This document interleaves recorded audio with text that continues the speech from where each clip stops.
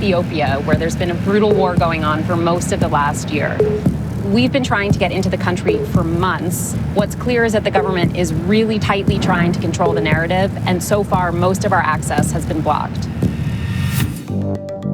Ethiopia, the biggest country in the Horn of Africa, is divided into 9 states along ethnic lines. For 30 years, it was ruled by the Tigrayan People's Liberation Front, or TPLF, a political party and powerful military force from the northern state of Tigray, whose citizens make up less than 10% of the population. The TPLF brought stability, but resentment grew against their authoritarian rule until 2018, when Abiy Ahmed rose to power as prime minister. He pushed for reform and ended a war with neighboring Eritrea, earning him a Nobel Peace Prize. But now, Abiy stands accused of ethnic cleansing and overseeing the government's war of revenge against the TPLF. Many say Abiy's turn from unifier to warmonger is mostly about settling his grudge against TPLF leadership, but Tigrayan civilians are bearing the brunt of brutal violence. As the war stretches into its second year, federal troops and their allies are losing ground, forcing Abiy to call for all civilians to arm themselves in the fight against the TPLF.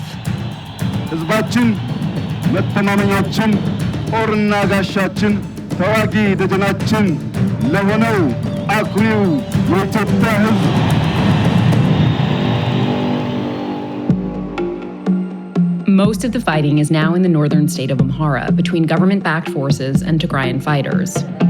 We were invited to this town near the front lines by Abiy's government, who were eager to show the toll of the war on their side.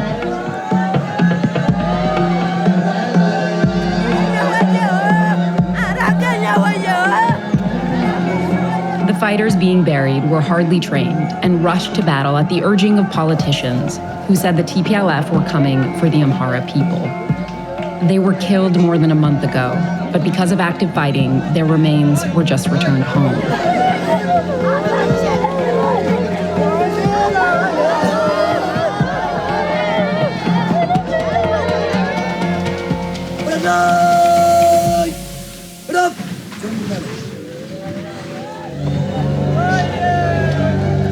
After heavy losses to the TPLF, loved ones are left in shock.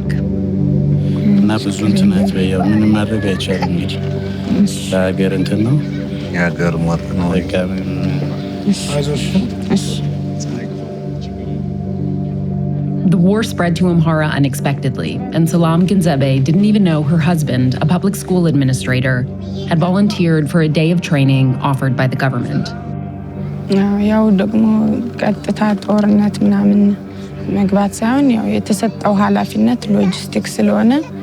And how did you feel about his decision?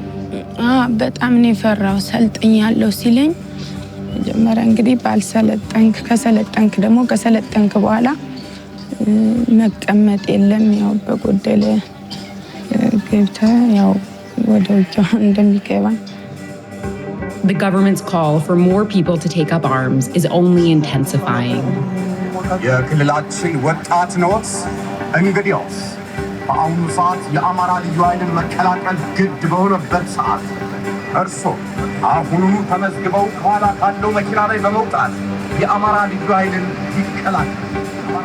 Officials say recruits are flooding in, but for others in Amhara, the war arrived at their doorstep.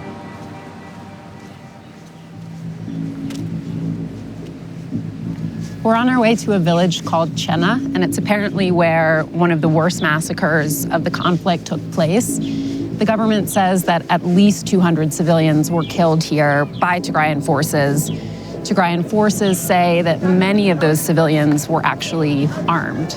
It happened a few weeks ago, and a lot of people are just now coming back to find the bodies of their loved ones.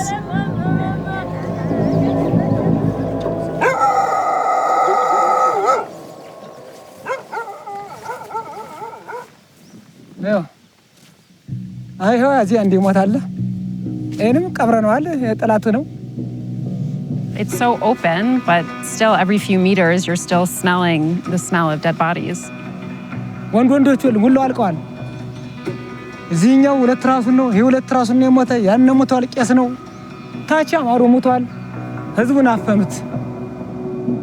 Jember Burle woke up to the sound of gunfire overnight as the TPLF descended on his village. He got his family to safety and grabbed his gun.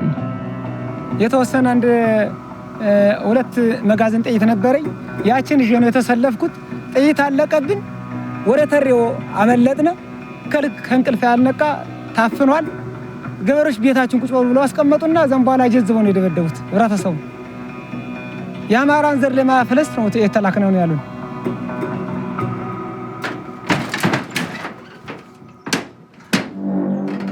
When the shooting stopped, Jember says he scrambled to bury around 50 bodies in shallow graves, including his own brother and his family.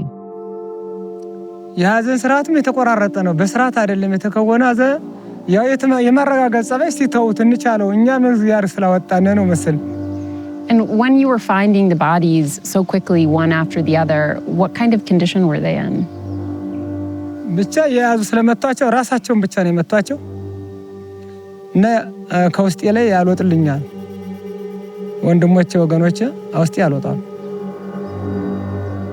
The government wants to highlight massacres committed by the TPLF to distract from accusations against them.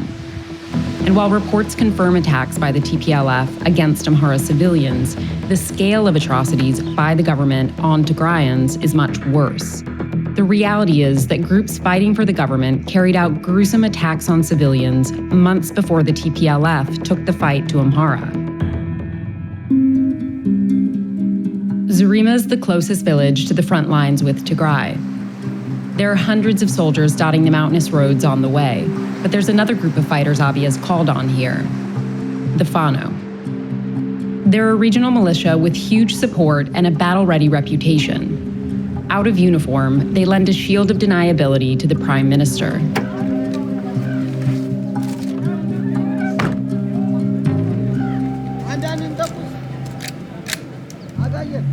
Civilians in Tigray live in fear of the Fano. Amnesty International accuses them of committing war crimes at the start of the conflict, including gang rape, taking Tigrayan women as sex slaves, and killing civilians in house-to-house raids. Vice News has spoken to multiple Tigrayans who say they were directly attacked by Fano in western Tigray. We're on a patrol with the Fano. They're patrolling the mountains that they say are about 3 miles from the front line, and they've played a huge role in the conflict. Commander Agaye has been with the Fano for nearly a decade. He spent several years in prison under the previous TPLF-led government. He claims the 200 men he commands are simply defending this area against the TPLF.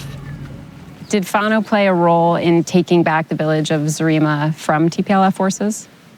ጠላት ወያኔ ወደዚህ ተሻግሮ ከመጣ በኋላ ወጃ ከተጀመረ በኋላ ሳኖ ከፍተኛ አስተዋጽኦ አድርጎ መስዋዕቱን ከፍሏል አብሮ ልክ ከመከላከያ ደግፎ ከምንሻና ከፖሊሶች ደግፎ ጎን ቆሞ ብዙ መስዋዕት ከፍሏል How do you motivate them specifically against the TPLF? What do you say to them? ሲያደርስ የነበረው በራሳቸው ቤተሰባቸው ባካያቸው የደረሰው ንክትና በደስ የሚያውቀው ሁሉም ሰው ስለሱ ብዙ ማስተማር የማይጠበቅበትም በራሱ ሞራል ተነሳስቶ የሚመጣ ኃይል ነው ያለው Do you think that that also motivates them to have some hatred towards the Tigrayan people? አይኛ ከትግራይ ወንድሞቻችን እናቶቻችን ጋር ጠብ የለንም ለወደፊትም እኛ ጠባችንም ከቲፒኤልኤፍ If the Fano is a local militia meant to protect the local population, why was the Fano deployed into Tigray in the first months of the conflict? ፋኖ ከመጀመሪያ ወደ ትግራይ የገባ ፋኖ የለንም እኛ መከላከያ ሀገር መከላከያ ሰራዊትና ፌደራል ፖሊሶች ናቸው የገቡ እንጂ But it's people who fled from Tigray itself who have said that it was Fano who attacked them there. So what do you say to that? ይህ ዝም ብሎ ከእውነት የራቀ ነው ምንም ያጠቃውና ያደረሰው አንድም ጉዳት የለም የፋኖ የትግራይን ህዝብ የገደለም ያሰቃየም የለም እየተንከባከበ There is a lot of evidence that Fano was in western Tigray. The alleged war crimes of Fano and government-allied groups in Tigray have pushed American officials to call for sanctions, and President Biden just canceled a big trade deal with Ethiopia. Further sanctions aren't an empty threat, because the U.S. is Ethiopia's biggest foreign aid donor.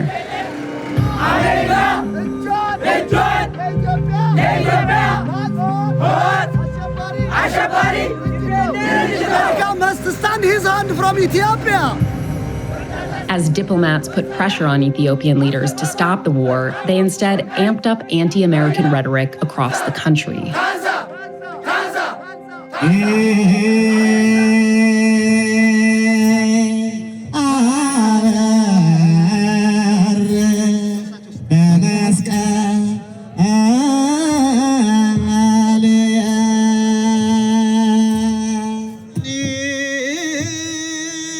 The rise in civilian deaths has left people susceptible to manipulation. Now, leaders nervous about losing power are leveraging fear to whip up support for a more dangerous conflict, a full-scale ethnic war. Many new recruits are from Mayor Tazera's town. With both sides ramping up their offensives, local politicians like him, up to the Prime Minister, are doubling down on a fight that pits civilians against each other and makes an end to the war hard to imagine.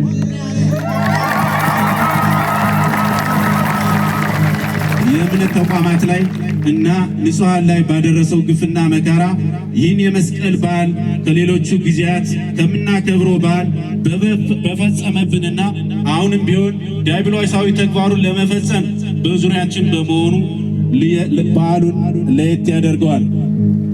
ደጀን በመሆን ጠላት እስኪደመሰስ ታሪካዊ ጀግንነታችን ወይም ክንዳችን እንድናሳይ ጥሬን እያስተላለፍ በዓሉ የድል በዓል እንዲሆንልን እመኛለሁ።